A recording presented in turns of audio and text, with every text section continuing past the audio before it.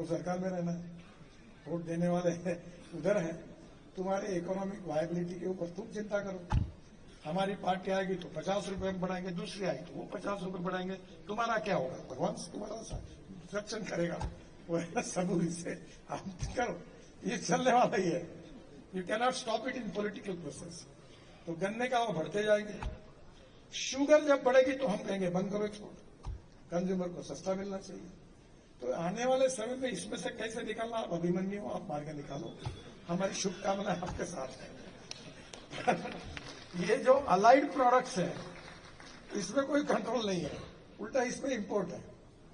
तो इसमें जितना कुछ आप कमाओगे उसमें इकोनॉमिक सस्टेनेबिलिटी में आपका वायबिलिटी बढ़ेगी और इंडस्ट्री टिकी रहेगी। तो मुझे लगता है कि आने वाले समय में बायो एविएशन फ्यूल में शुगर के जूस से डायरेक्ट बन सकता है क्या हम उसका कॉस्टिंग मेरा तो मत है कि मैंने सबको कहा कि हाइड्रोजन $1 1 kg हाइड्रोजन बनना चाहिए, और वो $4-5 पे आया है। और इलेक्ट्रोलाइजर जो बनता है उससे तो 50 यूनिट बिजली लगती है, तो 150 रुपए के 3 रुपए सोलर पावर भी उसकी, तो 150 रुपए की बिजली लगेगी। तो अब ये इलेक्ट्रोलाइजर से हाइड्रोजन कोई कठिन नहीं।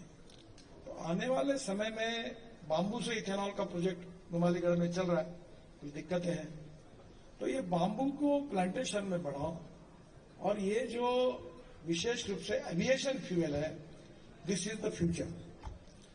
और हिंदुस्तान ऐसा देश है कि वर्ल्ड में पूरी एविएशन फ्यूल को सप्लाई करने का मौका आपको मिल सकता है। ये बायो फ्यूल और अल्टरनेटिव फ्यूल का टेक्नोलॉजी ऐसी है कि जो आज फॉसिल फ्यूल जिनके पास है, जो कंट्री डिक्टेट कर रही है, अगर हम ग्रीन हाइड्रोजन में और ये बायो एविएशन फ्यूल में अगर प्रोडक्टिविटी को बढ़ाएंगे तो वर्ल्ड की एनर्जी मार्केट को हम डिक्टेट कर पाएंगे। वो दिन अब दूर नहीं है, ये कठिन है पर असंभव नहीं है। तो टोटली इंडस्ट्री का जो कुछ प्रगति और विकास का 3 सेक्टर को जिसमें उपयोग है, इसमें फार्मर्स, इंडस्ट्री की वायबिलिटी और कंज्यूमर को प्रोटेक्ट करते हुए हमारी इकोनॉमिक वायबिलिटी को और इंडस्ट्री को फायदे में रहोगे। अगर शुगर फैक्ट्री फायदे में चलेगी तो लोग मशीन खरीदी करेंगे, वो घाटे में जाएंगे तो तुम्हारी मशीन कौन खरीदी करेगा।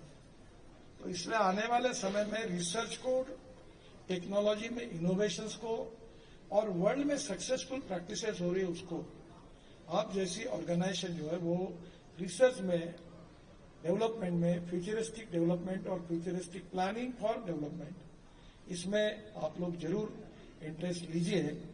और निश्चित रूप से आप सबके साथ हम खड़े हैं और फ्यूचर अच्छा है, मैंने कोई नेगेटिव बात नहीं कही है।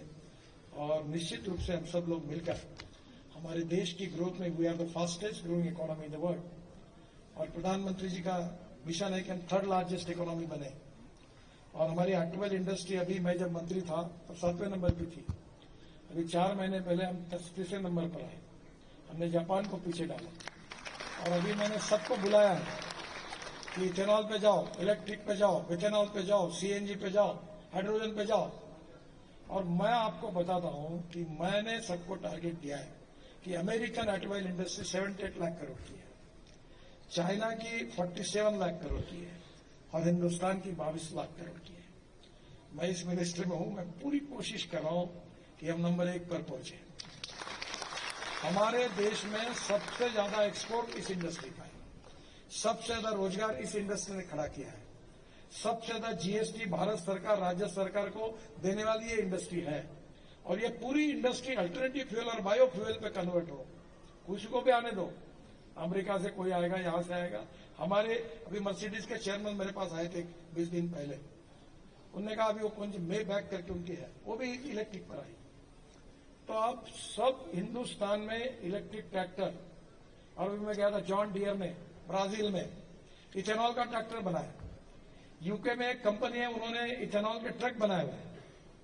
तो मुझे लगता है कि आने वाले समय में वर्ल्ड में जो research, innovations and successful practices हैं उसको अध्ययन करके हिंदुस्तान में लाकर उसका ट्रांसफॉर्मेशन करना, ये आपका काम है। समय के साथ बदलना होगा, जो बदलेगा वो आगे जाएगा, जो बदलने के लिए तैयार नहीं उसका क्या होगा मैं कुछ बोलता नहीं हूँ, पर यू टेक इट सीरियसली। तो फ्यूचरिस्टिक डेवलपमेंट में आप लोग बहुत कंट्रीब्यूट कर सकते हो, जरूर करिए। फ्यूचर इज गुड, और आपकी इंडस्ट्री आगे जाएगी तो फार्मर्स का भी कल्याण होगा, देश का भी कल्याण। My best wishes with you, I always support in this industry, आगे भी करूंगा। थैंक यू वेरी मच, नमस्कार।